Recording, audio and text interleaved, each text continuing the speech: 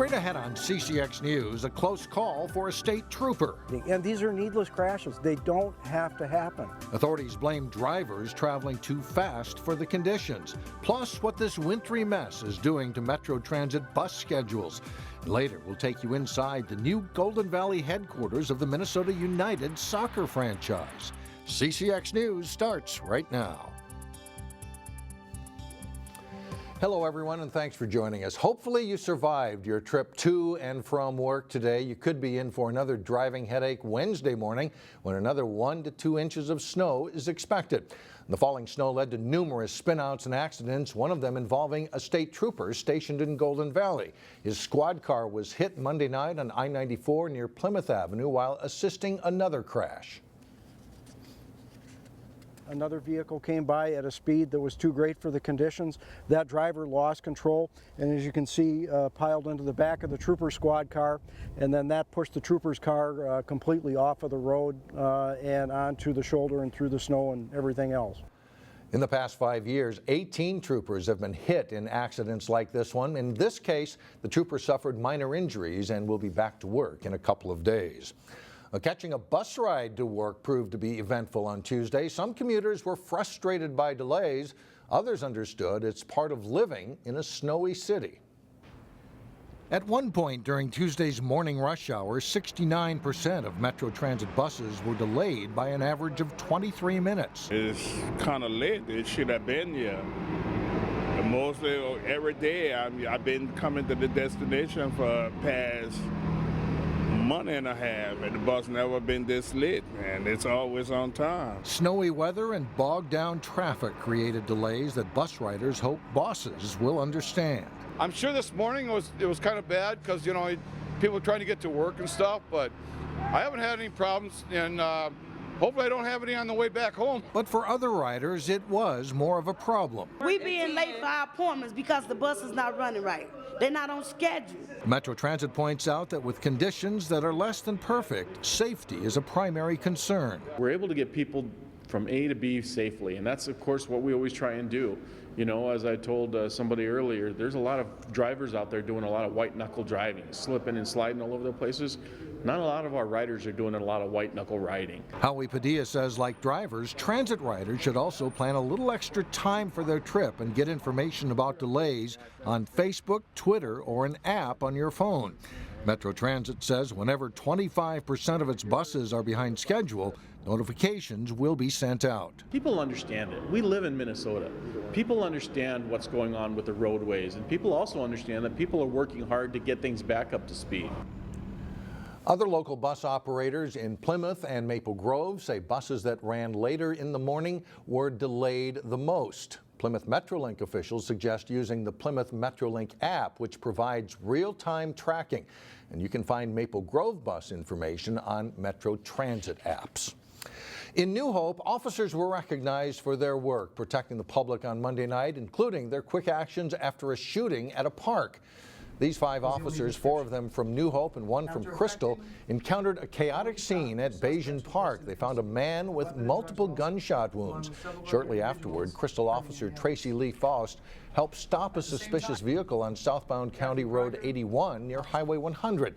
Officers arrested a Minneapolis couple recovering a firearm and drugs. New Hope also recognized regular citizens for their quick actions, including Adam Livingston, who scaled the outside of an apartment building to rescue 2 people with special needs from a fire. Meanwhile, the New Hope City Council is moving forward with plans for a new city hall and police station. Monday night, the city approved a contract with an architectural firm to start the design work. It's important to note that the City Council has not given final approval to the project. We'll keep adjusting the cost as we go. This is not free. It's going to be a lot of money, and we know that, and we're trying to keep it as in check as we can. If the project does get the go-ahead, a task force recommended the new city hall and police station be built where the public swimming pool is now located. A new pool would then be built somewhere else on the site. The estimated cost for both projects is a total of $27 million. The tax impact on the owner of a $196,000 home is about $222 per year for 20 years. Councilmember Jonathan London was the lone no vote for the design contract. He called the project financially irresponsible. There is encouraging news for college students graduating this spring. Minnesota employers are hiring. That's according to a new survey out from St. Cloud State University. Nearly half of all employers surveyed said they plan to increase the number of hires among new college grads this spring. That's a 10% increase from last year's survey. Top fields for jobs include human and social services, manufacturing, staffing firms, retail, and education. The Associate Director of St. Cloud State's Career Center says the increase in job prospects are partially the result of a good economy, but retirements are also part of the equation. You know, every day they talk about how many thousands of baby boomers are retiring. And I think more and more companies are also recognizing that as part of their succession plan, you know, they need to get some more people in the pipeline before all their experienced people retires. Meantime, the new St. Cloud State Grad Center in Plymouth is now open for classes near the intersection of Highway 169 and Rockford Road. The more than 12,000 square foot facility offers master's degree classes in education, business, and engineering, to name a few. St. Cloud State previously operated a facility in Maple Grove. Well, Golden Valley has a reputation as a business-friendly city. From General Mills on down, the suburb is home to many companies. One of them is a local sports team that has moved out of one building in the city into another across the street. Eric Nelson has that story. Justin Davis quickly up the left side. They used to play in Blaine. Ramirez! Will soon play in Minneapolis. Christian Ramirez! And eventually will play in St. Paul. So we've got I-94 down here, University up here, Snelling here. This is the master plan that was approved by the city of St. Paul. But for Minnesota United FC, soccer decisions are made at team headquarters in Golden Valley. This is where we grow the club. This is where we're doing the things that sort of grow the brand and help, you know, tell our story, really. Inside this office is the pulse and heartbeat of the organization. Our sales and marketing is based here. All our ticket sales, all our partnership folks are based here, as well as you know, our administrative staff. Minnesota United has been in these new digs for 3 months. In this room, we've got our ticket sales activities going on, so we've got a whole bunch of hungry, smart young people on the phones, making sure that folks know about our home opener and how they get season tickets. The team likes Golden Valley's central location. The hassle factor is low. I think it's very convenient for the Twin Cities. You know, Highway 55 or Olson Parkway is right out here in front of us, and easy into downtown. So it's a great location. Minnesota United will be a Major League Soccer expansion team this season. Min U has had the shortest ramp-up period of any new team in MLS history. The season starts in March, and the countdown to kickoff is on as Minnesota United tries to win over a new fan base. It's a competitive market from the standpoint of there are a lot of teams vying for eyeballs and hearts of fans. On the other hand, it's also a community and a state that greatly appreciates sports. In 2018, Min U will move into a state-of-the-art soccer venue in the St. Paul Midway. The cost is $150 million, and the footprint is small. Farthest seat is 125 feet from the field. That's really intimate. Mortensen Construction will build Minnesota United's brand new soccer-specific facility in St. Paul. Ironically, Mortensen is located just across the street from the team headquarters. In Golden Valley, I'm Eric Nelson, CCX News. Minnesota United and Atlanta are the two expansion teams joining MLS this year. The league now has 22 clubs. Still ahead, last-minute advice about flu season. That's next in Health Check. And later in sports, a strong Cooper girls basketball team begins conference play, taking aim at a Metro West title. But first, much colder weather arrives. Temperatures fall into the single digits on Wednesday. It's the time of year where the days are short, the nights are long, and the weather is cold, and a snowfall can snarl traffic. But as Delane Cleveland reports in today's Health Check, it's also flu season, and state health officials are urging people to protect themselves before it's too late. During a January snowfall, Most people are worried about trying to navigate their way from point A to point B. When you take a look at the trend and how the flu kind of moves around. But for healthcare professionals, they're concerned about a potential influx of flu activity. According to the Minnesota Department of Health, is now they've seen enough cases here to alert that we have now jumped from a rare situation to a more upgraded, concerning level. Dr. Brian Nelson from the HCMC clinic in Golden Valley says he hasn't seen any patients with the flu yet. However, it's just a matter of time before it comes here in Minnesota. As a result, state health officials urge people to get their flu shots now if they haven't already. When I see a patient lately, I've been saying this is probably your last best opportunity to be able to get the flu vaccine and still be covered for the flu that's upcoming. Dr. Nelson is making that plea because it takes about 2 weeks for the vaccination to kick in. It doesn't work instantly. His staff members say they administer about 10 to 15 flu shots a day. 2/3 of the individuals usually say, well, I'll worry about it later. And that's kind of how we are as people, that if it's out of sight, it's out of mind. It's a nonchalant attitude for a vaccination that protects people against a virus that ranks as the number 8 leading cause of death, which also comes with a variety of unpleasant symptoms. You feel sore throat, cough, high fevers, muscle aches, and that lasts usually for 5 to 7 days for most individuals. Because of the misery and threat of death for people with weakened immune systems that's associated with the flu, Dr. Nelson hopes more people heed the call to get the vaccine. My opinion is now's the time to get your flu shot. If you have an opportunity, please get the flu shot. In Golden Valley, Delane Cleveland, CCX News. And state health officials say that this year's flu vaccine appears to be a good match for the main strain of influenza that's circulating this season. Well, coming up, the treasure hunt in Plymouth that ended after it barely got started.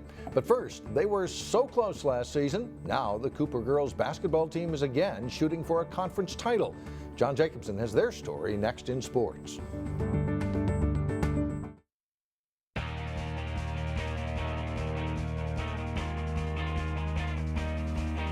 I'm John Jacobson with sports. While they haven't cracked the top 10 in the rankings, the Cooper girls basketball team is piling up some wins this season. Jay Wilcox has more on the Hawks. With a 10-2 record, it's safe to say the Cooper Hawks are having some fun this season. It's been a lot of fun. You know, we played with each other for so long that we're very comfortable with each other. We can focus more on just having fun and playing each other's games. Cooper was 17-10 last season and finished one game behind co-champs Kennedy and Chaska in the Metro West Conference. A good season, but they're determined to make this one better. Last year, it was kind of downfalling, but this year we decided that we was going to get our stuff together. We was going to try to be better than the rest of our seasons. We did good last year, but we came in wanting to do better than we did last year, so we played harder than we did last year. So it wasn't a surprise to me. It's a fun team to watch. Getting steals and fast break hoops is definitely the Hawks' strength. I think we're really good on our defense. We have a lot of fast people on our team, people who can get down on transition really well. So defense, basically, mostly defense, because that's how we get most of our points off of defense. So our defense is our strongest point. Three-pointer from the corner is up and in. Well, the great start is nice. Now's when things really count. The Hawks start conference play Tuesday night, and the rest of the schedule is league games. We take games one by one each game. Coach gives us a list of the players, and we just stay concentrated on who we want to guard and who is their best players. So we always know when we're on the court who do we have to watch out for, who are their best shooters. So yeah, we stay focused on these conference games definitely. We'll see if Cooper can hang a conference championship banner this winter. Jay Wilcox, CCX Sports. Up and in. And our CCX game crew will be on hand at Cooper Tuesday night as the Hawks open Metro West Conference play against St. Louis Park. Watch the game live on channels 12 and 799 and on the web at ccxmedia.org or catch the replay Wednesday night at 7. Maple Grove's boys basketball team is aiming for a repeat trip to the state tournament this season. On this week's Sports Jam show on CCX Sports, Jay Wilcox profiles Crimson 2 sports standout Brad Davison, a University of Wisconsin basketball recruit. Here's part of what you'll see. A lot of college football coaches wanted Davison to play for them, but he'd already decided basketball was his ticket. The problem was I think I made my decision to play basketball when I was about a sophomore, for sure. But it's so hard. Just because I really only took football seriously when I started as a sophomore. That's when I really thought that I got a chance to do something special here at Maple Grove. So I've put a lot more time into basketball. So it meant a lot more to me as I was growing up. But when it came down to it, it was a really hard decision because I love football. A great student, a great leader and athlete. Well, there must be something Brad Davison doesn't do well, right? I'd have to say baseball. You know, I've seen him play baseball a few times. I think I could strike him out. Well, he's terrible at pig. I don't think he's ever beaten me in pig. We play, on Saturdays, we play some pig games after practice. He'll tell you that he's beaten me, but he's lying. I'll give him a lot. Like, he's a decent shooter, but he's never beat me in pig, and he knows it. So if we're off camera, he'd let you know that he's never beat me in pig. A lot of things I wish I was better at. One thing I wish, I've never learned how to skate. My dad never let me learn how to skate. And I think if I could become better at one thing, I'd probably say singing. I think that would be so much fun just to be a super good singer and be able to perform in front of people on a stage.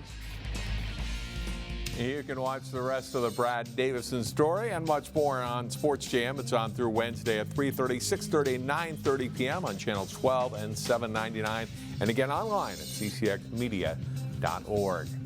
The team that has finished as state runner-up in boys swimming and diving in each of the past 3 seasons in Class A is the #1 ranked team early in 2017. Breck Blake is #1 in the Coaches Association weekly poll. 4-time defending state champion in Class A, St. Thomas Academy is ranked 2nd. Sartell, St. Stephen, Mankato West, and Orono, Mound West Tonka round out the top 5. Breck Blake Bear Stangs finished 4th in the gold division of the Maroon and Gold Invitational at the University of Minnesota last Saturday. That's it for sports. Mike, back to you. All right, thanks, John. Still ahead, a big prize-winning find in Plymouth. We'll have details next. And finally, all it took was one clue and a little perseverance for one Plymouth resident to find the city's fire and ice medallion.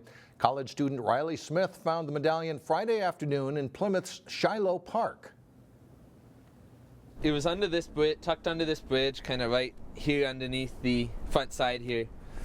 It's only the 2nd time in the 7-year history of the medallion hunt that it has been found with just one clue. Riley tells us he searched about 12 parks before finding it. He's currently working toward an urban forestry degree, and he also enjoys geocaching, so the outdoor scavenger hunt was right up his alley. What was big about this for me is I just enjoy getting out and enjoying the parks more than anything else, but something like this is just fun to do. Riley will be awarded his $250 prize at the Fire and Ice Festival on February 4th. He says he may use the money to buy some winter camping gear. That's it for now. Thanks so much for joining us. We'll see you again on Wednesday.